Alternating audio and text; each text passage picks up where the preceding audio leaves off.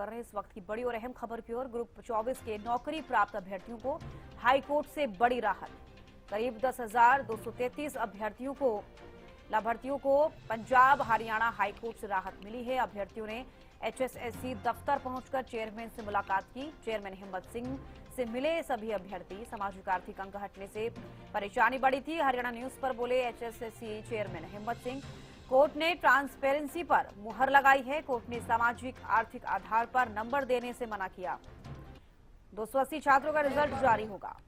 हिम्मत सिंह की तरफ से ये बयान भी सामने आया है, तो बड़ी और अहम जानकारी आप तक पहुंचा दें। ग्रुप 24 के नौकरी प्राप्त अभ्यर्थियों को हाईकोर्ट से बड़ी राहत मिल गई है। करीब 10,233 अभ्यर्थियों को पंजाब हरियाणा हाईकोर्ट से राहत मिली। बड़ी खबर बता रहे हैं आपको, और आपको बता दें कि चेयरमैन हिम्मत सिंह ने से मिले हैं सभी अभ्यर्थी। ये भी जानकारी सामने आ रही है। सामाजिक आर्थिक अंक हटने से परेशानी बढ़ गई थी। अब इसको लेकर HSSC चेयरमैन हिम्मत सिंह का बयान भी सामने आया। उन्होंने कहा कि कोर्ट ने ट्रांसपेरेंसी पर मुहर लगाई। तो राहत भरी खबर है ग्रुप 24 के नौकरी प्राप्त अभ्यर्थियों के लिए, जो कि हाईकोर्ट से उन्हें बड़ी राहत मिली है। करीब 10,233 अभ्यर्थियों को पंजाब हरियाणा हाईकोर्ट से राहत मिली।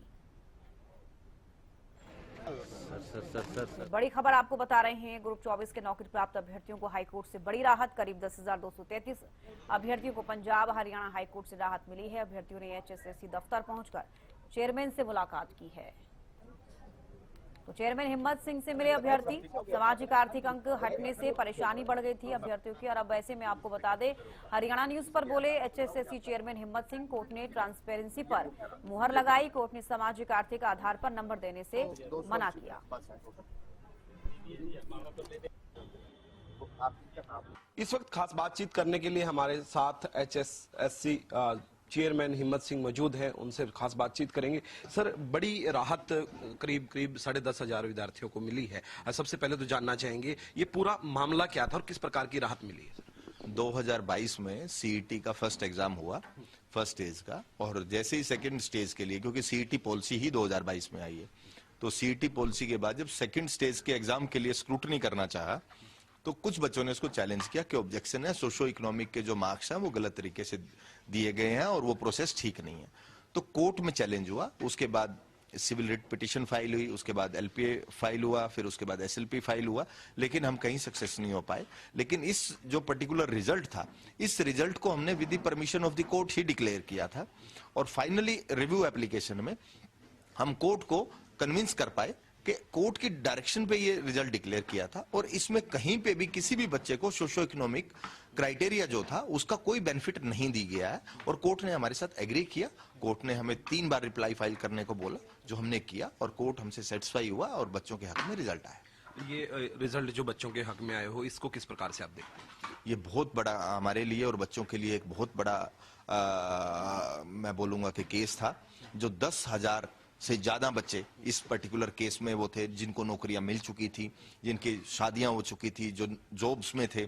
और अगर कुछ उस टाइप का डिसीजन होता तो हमारे लिए भी बहुत एक बैड डे मैं उसको बोलता, और बच्चों के लिए तो बहुत बड़ा था। किसी की नौकरी लगे और वो किसी कारण से चली जाए, तो प्रेशर हम पे भी था और बच्चे भी बड़े प्रेशर में थे। लेकिन हमने, बच्चे भी हमसे मिलते रहे, हमने भी बच्चों को हमेशा यही बोला कि हम अपने प्यारे भी मजबूती से करेंगे। और क्योंकि हमने ट्रांसपेरेंसी से काम किया था, कोर्ट ने उस पर मोहर लगाई। सर, जिस प्रकार से करीब करीब बताया जा रहा है कि 280 स्टूडेंट्स ऐसे हैं जिनका रिजल्ट डिक्लेयर नहीं हुआ है, वो आपसे मिले भी हैं नीचे, तो क्या कुछ कह रहे हैं वो? जिस टाइम पे ये रिजल्ट डिक्लेयर हुआ था, तो उस टाइम पे कोर्ट ने बोला गया था कि आप रिजल्ट डिक्लेयर कर सकते हैं। तो हमारे पास जो रिजल्ट डिक्लेयर करने का जो रास्ता था वो ये था कि हम उन बच्चों को प्रोविजन में रखें, रिजल्ट प्रोविजन में, कि जो बच्चे अगर सोशो इकोनॉमिक उस टाइम पे स्टैंड कर रहा था, सेटिस्फाइड नहीं हुआ था, तो अगर कोर्ट उसको सेटिस्फाइड कर देता है तो भी इन बच्चों पे इंपैक्ट नहीं आना चाहिए।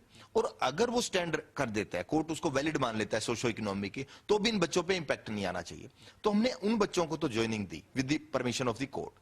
280 ऐसे बच्चे थे जो रिजल्ट पे इंपैक्ट आता कि सोशो इकोनॉमिक अगर सेटिस्फाइड होता है और अगर नहीं होता तो उन पे इंपैक्ट आ सकता था, इसलिए उन बच्चों को होल्ड करके रखा।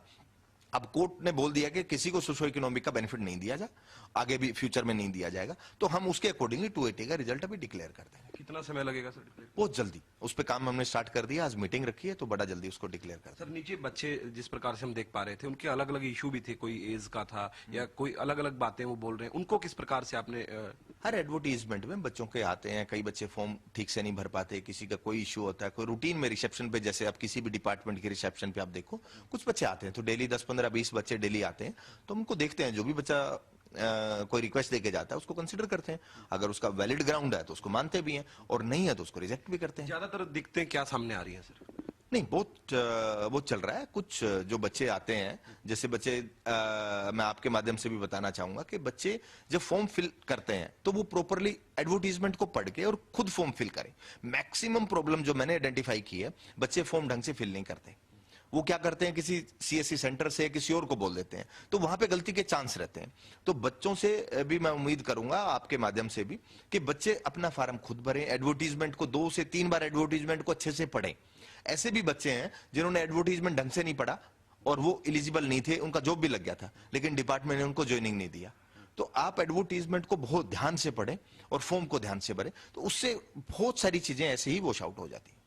सर नीचे कुछ बच्चे हमें मिले और उन्होंने बताया कि स्पोर्ट्स को लेकर क्या कुछ रहने वाला है, उसको लेकर क्या कुछ कहेंगे? स्पोर्ट्स की पहले भी भर्तियां हुई हैं, अभी एक हमारी स्पोर्ट्स की कोई 450 के आसपास की एक एडवर्टाइजमेंट है, उसका एग्जाम होना पेंडिंग है, बड़ा जल्दी ही उसका एग्जाम होगा स्पोर्ट्स का। तो इससे पहले स्पोर्ट्स की हुई है, एक अभी पेंडिंग है। सर आखिरी सवाल रहेगा, हरियाणा न्यूज के दर्शक आपको देख रहे हैं, जिस प्रकार से आप सोशल मीडिया पे एक्टिव रहते हैं, हालांकि आप जानकारी देते रहते हैं, अभी क्या अपील करना चाहोगे सर? मैं सोशल मीडिया के माध्यम से सारे बच्चों को बधाई देना चाहूंगा, जो ये 10,233 बच्चे हैं उनको बधाई देना चाहूंगा कि 2 साल से जो बच्चे केस की जिनको टेंशन थी वो दूर हो गई है, और जो बच्चे अभी तैयारियां कर रहे हैं वो अभी तैयारियों में जुटें और फिजिकल की तैयारी करें। बड़ी जल्दी पीएमटी पीएसटी होने वाला है और बाकी जो एग्जाम्स होने वाले हैं सेकंड स्टेज के, आप बच्चे तैयारी करें, लाइब्रेरी में जाएं, सोशल मीडिया पे आपको इंफॉर्मेशन मिलती रहेगी और वेबसाइट पे मिलती रहेगी, बाकी जगह आप कहीं ध्यान ना दें, अपनी पढ़ाई करें। जी धन्यवाद सर। ये थे हमारे साथ HSSC चेयरमैन हिम्मत सिंह, जिन्होंने तमाम जानकारी दी और उन्होंने बताया कि ये फैसला बहुत ही सराहनीय फैसला है और कह सकते हैं कि जिस प्रकार से एक राहत भरा फैसला ये बच्चों के लिए रहा है। वीडियो जर्नलिस्ट जसवीर के साथ प्रदीप शोकंद, हरियाणा न्यूज,